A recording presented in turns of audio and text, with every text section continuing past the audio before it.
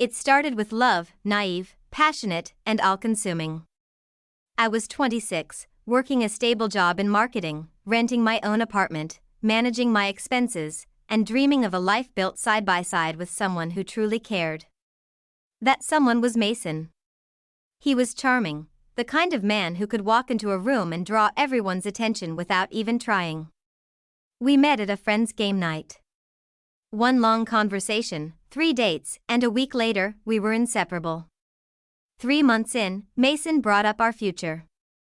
"Babe, we should start saving together," he said. "What for?" I smiled.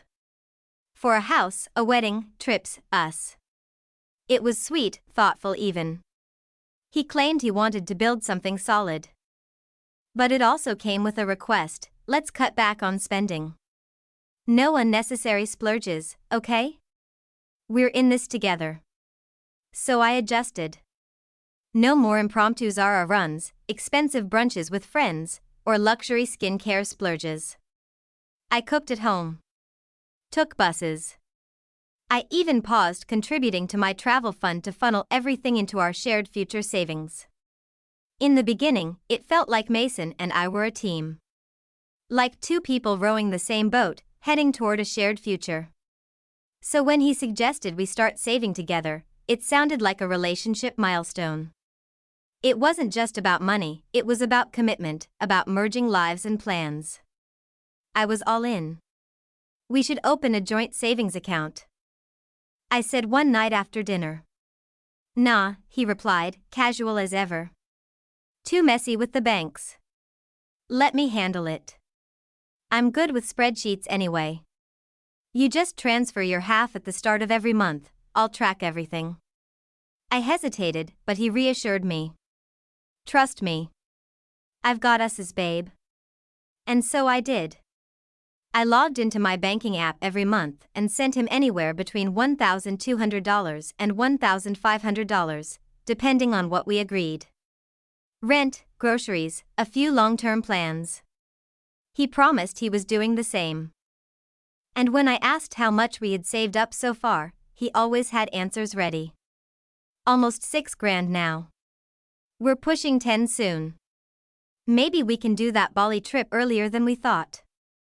But his tone always had this vague quality. Like he was guessing instead of tracking. Still, I dismissed it. He was busy. We were both working long hours. He was my partner, I wasn't going to start playing detective over a few missing receipts. Then I started noticing things. A new watch. Sneakers he never mentioned buying. A spontaneous weekend away with the boys where he claimed someone else paid for everything, but returned with a brand new designer hoodie I knew he wouldn't normally afford. I finally asked, "Where's all this coming from? You said you were saving." He grinned. That damn grin that used to make me melt.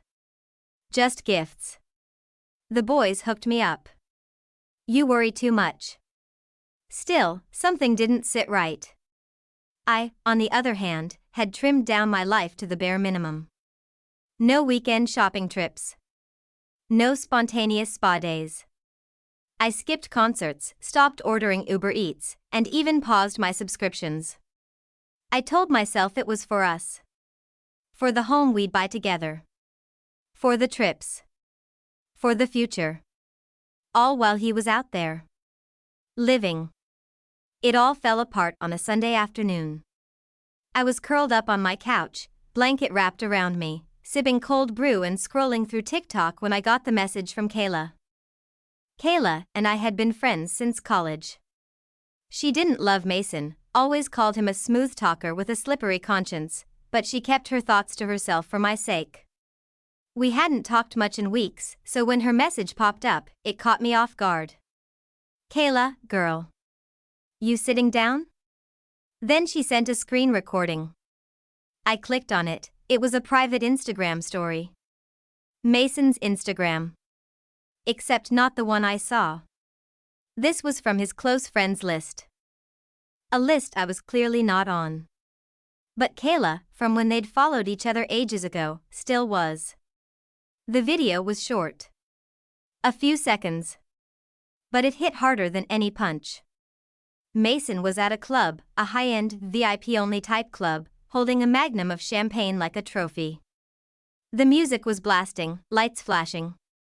He was surrounded by people. Girls. Laughter. Money flying. And then I saw the caption.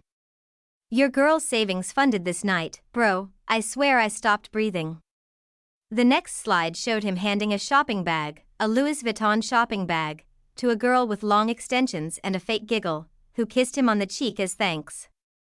Another caption. "Making money moves." I watched the whole thing 4 times. 5. 6. My hand was shaking.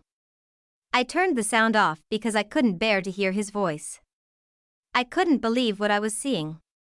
I wanted to believe it was old. That it was fake. A joke. Anything but real. But the timestamp was clear. Posted last night. While I was home, meal prepping tofu stir-fry to save us $30. While I was texting him goodnight and telling him I missed him.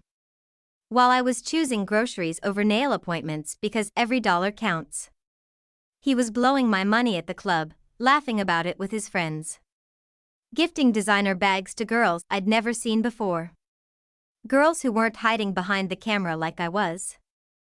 But center stage, in full glam, receiving presents from the same hands that once held my face and promised me forever.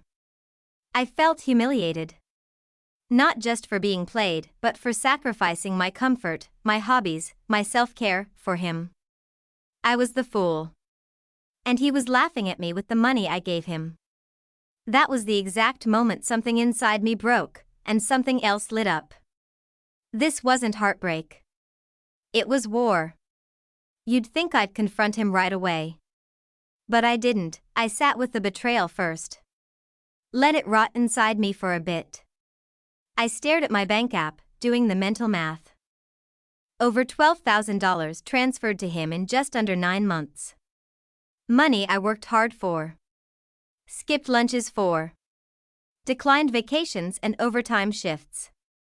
Meanwhile, he turned around and spent that cash on champagne, flashy belts, and women who thought his name was Maze the Boss. I didn't cry. I think part of me wanted to. Maybe I was too numb, too disgusted, too shocked. I looked around my tiny apartment, my budget-friendly furniture, the untouched dream board of our future house, and felt like I was living in someone else's life. Like I'd been written into a sitcom, and the audience was laughing at me. And the worst part, he still texted me that morning. "Hope you slept well. Babe. Brunch later?" I stared at the message, my thumb hovering over the keyboard.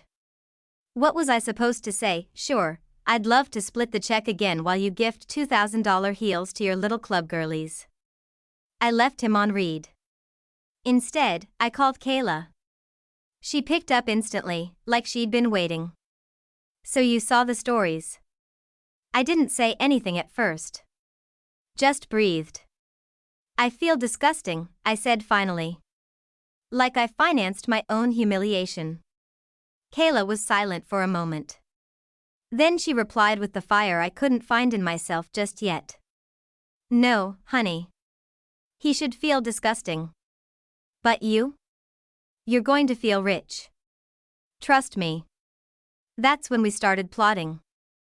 We spent hours mapping out his behavior. The things he bought, the clubs he went to, the girls in the background of his posts.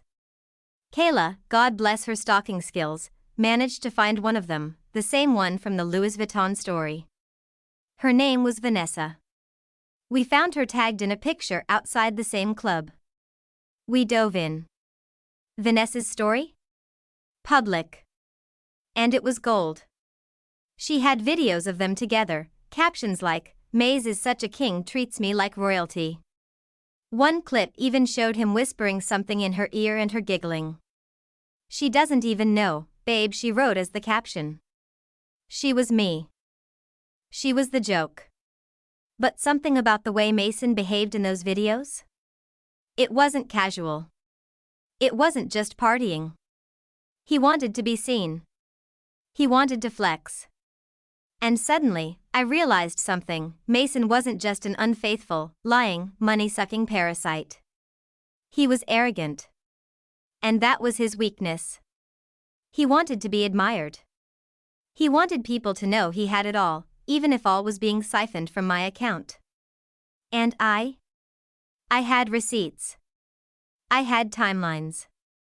And I had a plan that would make him wish he never called me his savings girl. I knew Mason well. Too well. And that meant I knew how to manipulate him just as well as he'd manipulated me. I started by playing dumb. After a full day of ignoring his texts, I finally replied in the evening with a simple, "Sorry, was swamped with work." "Brunch sounds amazing. I've missed you." He texted back immediately with heart emojis and something stupid like "Missed you more, baby girl." I smiled. Not because I was happy, but because the pieces were already moving. At brunch, I told Mason about a fictional bonus I received from work. A huge bonus. 20 grand, I said. I haven't told anyone but you. His eyes lit up like a Christmas tree. The greed was instant. Damn, babe. That's wild. What are you gonna do with it? I laughed. Honestly? I want to invest it. Maybe crypto or something. Or buy a luxury bag to sell later. Apparently, they appreciate faster than gold. He nodded, pretending to be impressed, but I could already see the gears turning.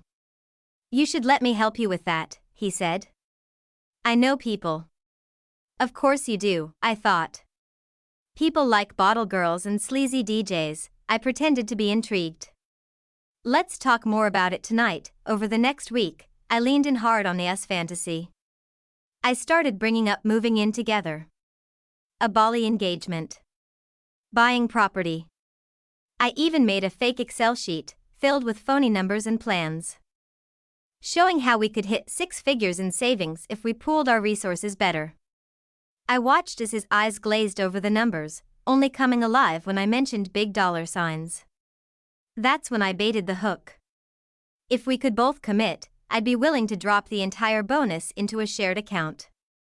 Something we both contribute to, you know? Like real partners. He grinned, but tried to play it cool. Yeah. That's mature. Real grown-up stuff. I'm proud of you, babe. Proud of me. The audacity. Here's where it got delicious. I created a new bank account, under my name, but titled with a shared-looking alias, AM Future Fund. I deposited $200 into it and mocked up some fake screenshots showing incoming transfers and big numbers. Then I showed him the screenshots. This is what I've saved so far, just the beginning. Thought you'd like to see. His eyes went wide. He took a screenshot of it. And I knew he was already planning how to spend money that wasn't his yet. Just like before. But this time, he was walking straight into the trap I built for him. Because I was done crying. I wasn't the joke anymore. He was. And when I was finished with him, he wouldn't have a dime, or a reputation, left to party with. For days, I kept up the act. Sweet girlfriend. Future-focused. Dreaming of houses with white picket fences, brunch in matching robes, Sunday grocery runs and couple goals hashtags. And Mason? He lapped it up like a cat with cream. I watched him make subtle moves, dropping hints about being low on cash, talking up crypto schemes, even jokingly asking if I'd lend him just a couple thousand while he waited for a fake client to send a transfer. All of it was a test. To see how easily I'd hand over more. He didn't realize he was the one being tested. I made it seem like I was one step away from transferring the bonus. I even drafted a fake transaction confirmation email, with a fake hold from the bank, and showed it to him. They said it'll clear in 48 hours, I said with wide eyes. I'm so nervous. It's the biggest transfer I've ever done. He kissed my forehead like I was an innocent little lamb. He had no idea I was the wolf. Around this time, I began quietly moving out of our shared apartment. We didn't own the place, it was a rental in both our names, but the lease was up for renewal soon. I used that to my advantage. While Mason was at work, aka probably lounging in a hookah bar, I started boxing up my essentials. One suitcase at a time. Clothes, important documents, laptop, childhood keepsakes, and anything I paid for. The rest? I left behind like dead weight. "Where are you going with that suitcase?" he asked one afternoon. "To Kayla's," I lied smoothly. "She's redecorating and wants my opinion." He shrugged, uninterested. That was mistake number 47, Mason. He underestimated me so badly, he didn't even question why the apartment was slowly becoming emptier by the day. By the end of the week, I had one last load: my cat, Mila, her carrier, and the framed photo of my mom and me from my desk. That was the moment I stopped pretending. The night before the big transfer, I invited Mason to dinner. Home cooked, just like he liked it.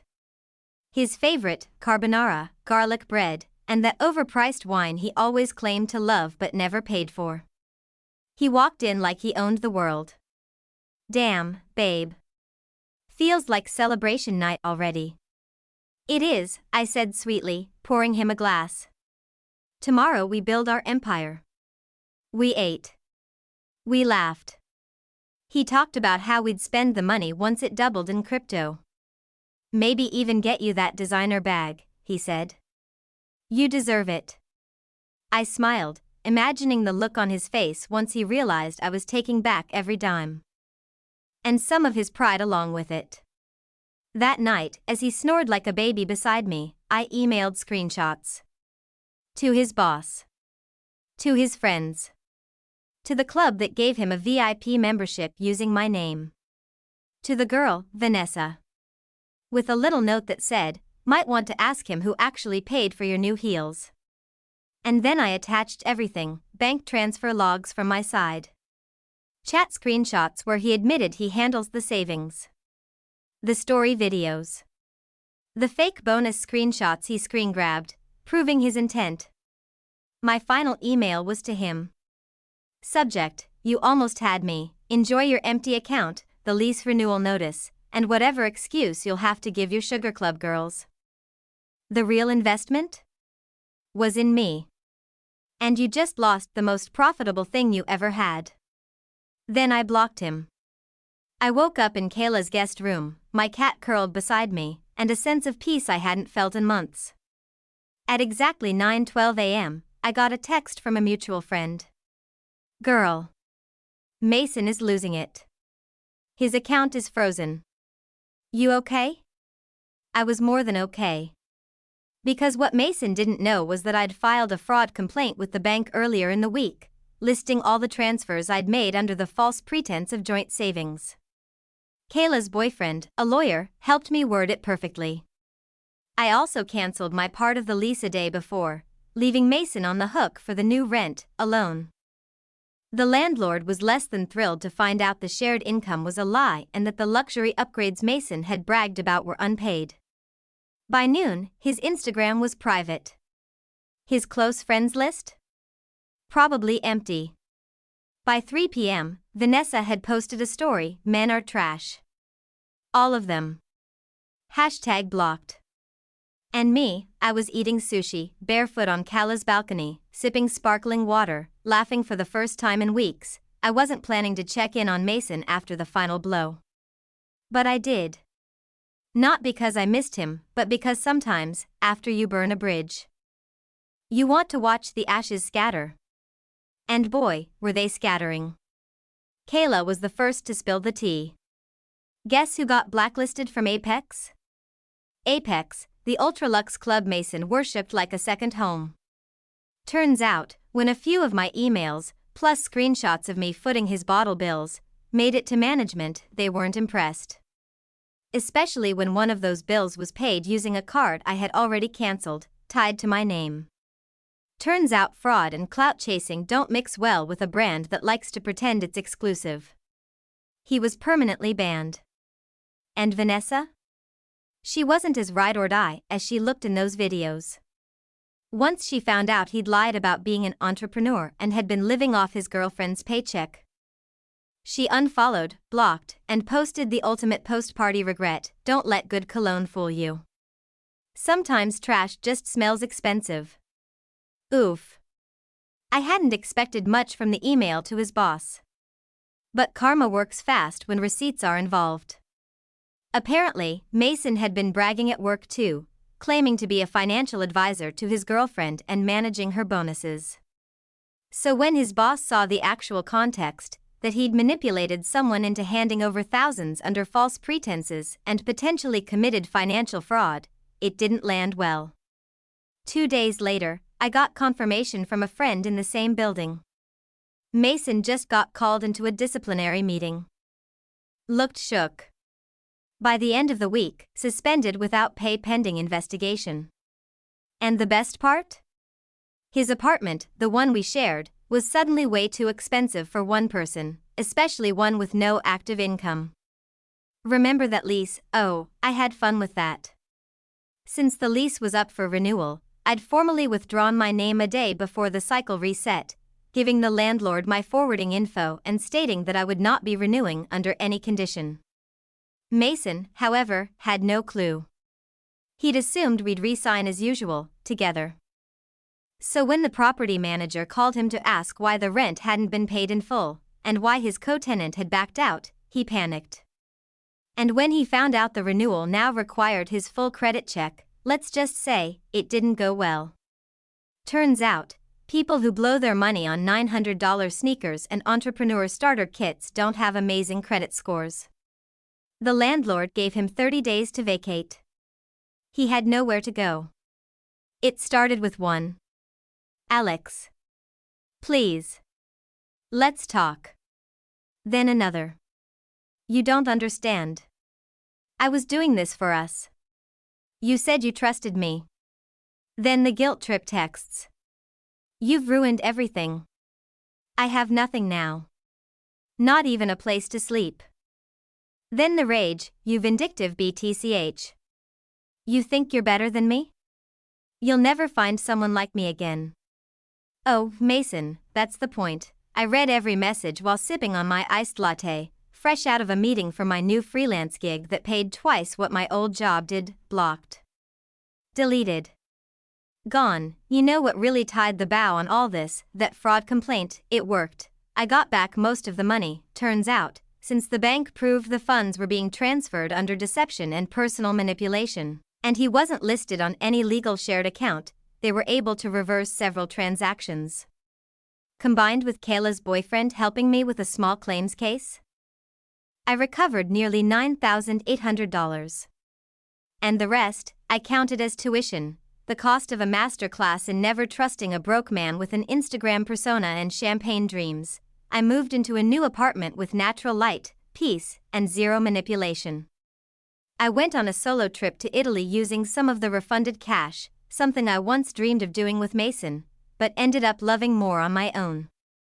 I even bought myself that designer bag he once promised, paid for entirely by me.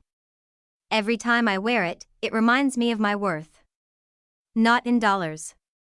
But I refuse to stay silent, refuse to be used, refuse to leave empty-handed.